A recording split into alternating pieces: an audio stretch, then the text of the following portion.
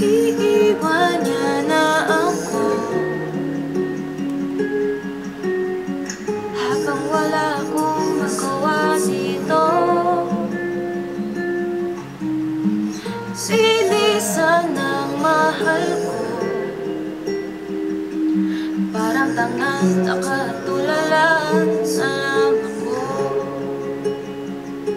Pinamasdan ko na papalayo na lamang siya, hanggang maging tutok, hanggang mawala.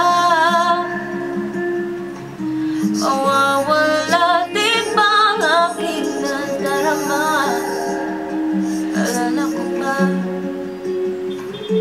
Alala kita.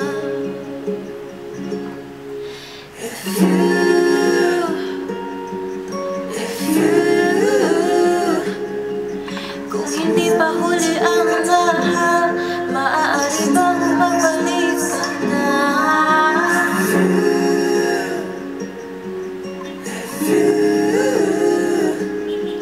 Kung nahihirapan ka tulad ko, hindi ba pwede padaliin natin to?